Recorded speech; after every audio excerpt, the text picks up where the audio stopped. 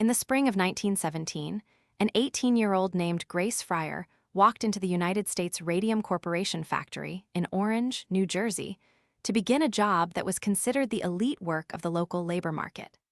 The task was seemingly simple: painting the numerals on watch dials with a new, luminous paint called Undark, which allowed soldiers in the trenches of the First World War to read their equipment in the dead of night. Because the numbers on the watches were so small, the girls were taught a specific technique to keep their camel hair brushes sharp. They were told to place the brush between their lips, twirl it into a fine point, dip it into the paint, and then apply the glowing pigment to the dial. This process, lip, dip, paint, was repeated hundreds of times a day. When the girls asked if the glowing substance was dangerous, their supervisors assured them it was entirely safe. In fact, radium was then being marketed as a miracle tonic, sold in pharmacies as a cure-all for everything from arthritis to hypertension. The environment inside the studio was ethereal. The fine dust from the paint settled on the women's clothes, their hair, and their skin. When they walked home in the evenings, they glowed in the dark, earning them the nickname Ghost Girls. Some of the women even took to wearing their finest silk dresses to work so they would shimmer at dance halls later that night. Others painted their fingernails, their teeth, and even their eyelashes with the leftover paint, laughing at the novelty of a substance that appeared to hold the very essence of light. To a working-class woman in 1917, the job offered high wages and a sense of patriotic duty. It seemed like the perfect position, but within the glowing dust, a biological catastrophe was quietly unfolding. The science of the time was not as ignorant as the factory owners claimed. Since the discovery of radium by Marie and Pierre Curie in 1898, it was known that the element was volatile. By the time the Orange factory opened, researchers had already suffered laboratory burns, and the inventors of the paint took precautions behind lead screens, using tongs to handle the material. However, this knowledge was not extended to the studio floor. The dial painters were told that small amounts of radium were actually beneficial to their health. This discrepancy was not an accident. It was a calculated risk by the corporation to maintain productivity. By the early 1920s, the physical toll began to manifest in ways that defied medical explanation. One of the first to show symptoms was Amelia Maggia, known as Molly. In 1922, she visited a dentist for a toothache. The tooth was extracted, but the wound refused to heal.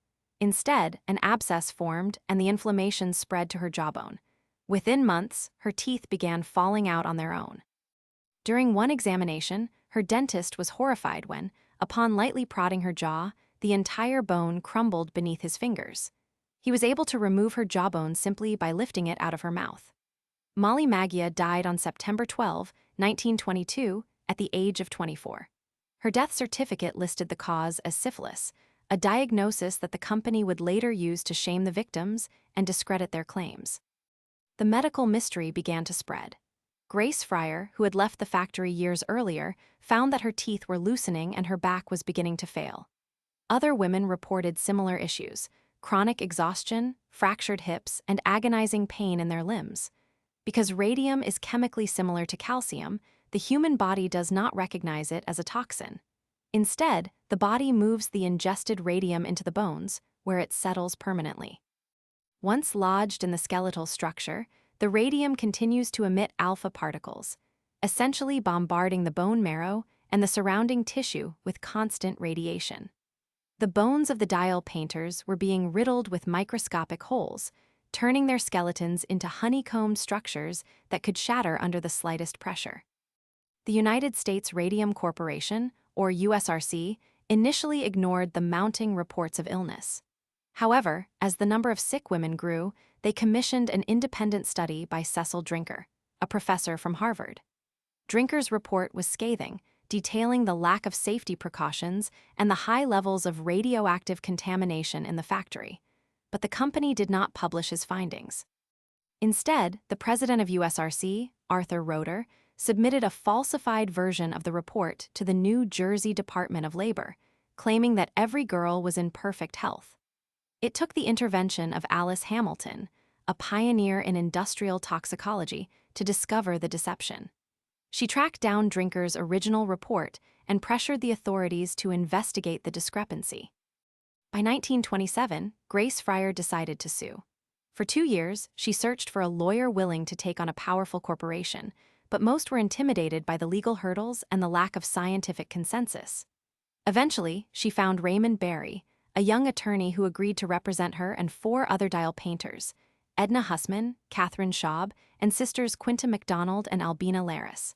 The press dubbed them the Radium Girls. The legal battle was a race against time, as the plaintiffs were so ill they could barely stand. During the hearings, they were unable to raise their right hands to take the oath. The company's defense strategy was one of attrition, filing for delays and adjournments in the hope that the women would die before a verdict could be reached. The case gained national attention and sparked a public outcry. The injustice was compounded by the fact that the inventor of the radium paint, Dr. Sabin von Sauczacki, had himself become a victim of his creation. He had witnessed the horrifying effects firsthand and eventually admitted that the lip-pointing technique was a death sentence. In 1928, after the media labeled the situation as one of the most cold-blooded incidents in industrial history, a settlement was reached. The women received a lump sum and an annual pension, though for most, the money arrived far too late to do anything but pay for their impending funerals. While the New Jersey case was the first to capture the public's imagination, a similar tragedy was occurring in Ottawa, Illinois, at the Radium Dial Company. The Illinois factory had opened in the early 1920s, and its management had watched the New Jersey legal battle with interest.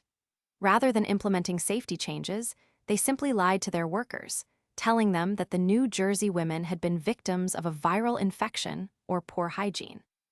Catherine Donohue, a worker in the Ottawa plant, began showing symptoms in the late 1920s. Like her counterparts in New Jersey, she was fired when her health began to decline. The Illinois battle was even more protracted. It wasn't until the mid-1930s that Catherine Donohue and her colleagues found a lawyer, Leonard Grossman, who would fight for them. By this time, the Radium Dial Company had shuttered and reopened under a new name, Luminous Processes, in an attempt to dodge legal liability. The legal proceedings in Illinois were grueling. Donohue, weighing less than 70 pounds and suffering from a massive tumor on her hip, gave her testimony while slumped in a chair, clutching a piece of radium-contaminated jewelry that she had once been proud to own. In 1938, the women finally won their case before the Illinois Industrial Commission. It was a landmark victory that established the right of workers to sue for occupational diseases, not just accidental injuries. The legacy of the Radium Girls is etched into the very foundations of modern labor law. Before their fight, there was no legal requirement for employers to ensure the safety of their workers against long-term toxic exposure. Their struggle led to the establishment of the Occupational Safety and Health Administration, or OSHA, decades later. The scientific data gathered from their bodies also provided the primary basis for the safety standards used during the Manhattan Project. Scientists studying the effects of internal radiation used the dial painters as a baseline to determine how much plutonium or uranium a human body could tolerate. In a grim irony, the suffering of these women allowed for the safer development of the atomic age. The human element of this story is often overshadowed by the legal and scientific implications. These were young women who believed they were participating in the modern age, only to find that their workplace was slowly killing them. They were subjected to a campaign of corporate gaslighting, accused of having venereal diseases to protect a company's bottom line, and forced to fight for their dignity while their bodies literally fell apart. The last of the dial painters passed away in the late 20th century, but their physical remains continue to tell their story. Because of the long half-life of radium-226, which is 1,600 years, the bones of the Radium Girls buried in cemeteries across New Jersey and Illinois remain radioactive today. If a Geiger counter were placed over their graves, it would still register the presence of the element they were told was safe to put in their mouths. The story of the dial painters is not merely a historical curiosity about a forgotten era of radium crazes. It serves as a reminder of the vital necessity of transparency in industrial science and the importance of the legal protections that modern workers often take for granted. It highlights the recurring tension between corporate profit and public health, a theme that continues to resonate in the modern world with the emergence of new chemicals and industrial processes. The Radium Girls were not just victims. They were advocates who used their remaining strength to ensure that what happened to them would not happen to others. Their bravery in the face of certain death changed the world, ensuring that the light they were forced to consume would eventually illuminate the dark corners of industrial exploitation.